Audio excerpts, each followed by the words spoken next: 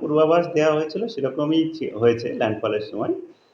যেমন আমি বললাম যে আপনার হচ্ছে ১১০ থেকে ১২০ সর্বোচ্চ ১৩৫ গাস্টিং এ ওরকমই ছিল।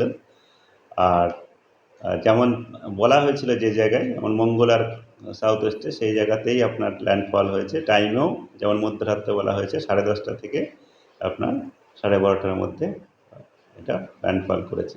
ঠিক আছে? কলকাতা শহরে এখন আপনার এখনো মেঘলা আকাশ থাকবে। সঙ্গে সঙ্গে বৃষ্টিপাতও মাঝে মধ্যে হবে। ১-২ পশলা ভারী বর্ষা মানে ইন্টেন্স স্পেলও বৃষ্টি হতে পারে। আজকেও আপনার মূলত বিকেল পর্যন্ত আবহাওয়া খারাপ থাকার সম্ভাবনা কলকাতাতে। বিকেলের পর থেকে বা সন্ধ্যার পর থেকে ধীরে ধীরে উন্নতি হবে আবহাওয়া।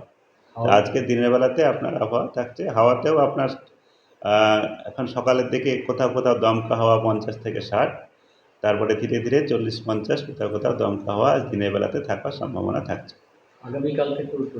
আগামীকাল মানে আজকে রাত থেকে কলকাতা বা আমাদের দক্ষিণবঙ্গের জেলাগুলিতে আবহাওয়ার উন্নতি হবে। উত্তরবঙ্গের জেলাগুলিতে আবহাওয়া আরও অবনতি হতে থাকবে। মূলত উত্তরবঙ্গে যেটা হবে বৃষ্টিপাতের পরিমাণটাই বেশি হবে, কারণ আমাদের এখন ঘূর্ণিঝড় তো দুর্বল হয়ে পড়বে এবং উত্তর পূর্ব দিকে চলে যাবে। তার জন্যে বৃষ্টিপাতের পরিমাণটাই উত্তরবঙ্গে মূলত থাকবে বেশি।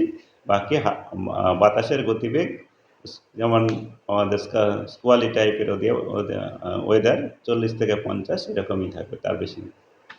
আশেপাশে উইন্ড আছে।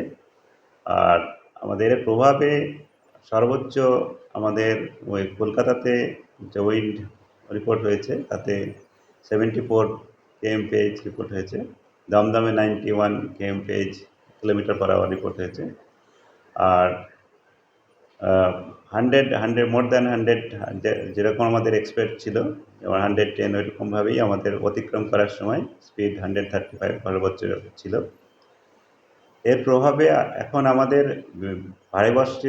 অতি ভারী বৃষ্টিপাতও হয়েছে। কলকাতাতে এখনো পর্যন্ত বৃষ্টিপাত হয়েছে ১৪৪ মিলিমিটার, দমদমে 85 মিলিমিটার, সরলকে 97 মিলিমিটার, হলদিয়াতে ১১৯ মিলিমিটার, আর দীঘাতে ৬৯ millimetre, diamond হারবারে ৯৪ millimetre, ক্যানিংয়ে ৯১ millimetre.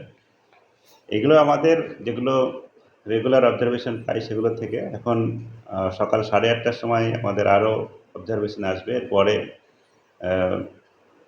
Details observation পাওয়া যাবে, তখন আপনাদের জানানো হবে। এখন যেটা আমাদের আওয়ারলি অবজারভেশন নেওয়া হচ্ছে এই কয়েকটা স্টেশনে, এর থেকে এগুলো রয়েছে। তা আমাদের যেভাবে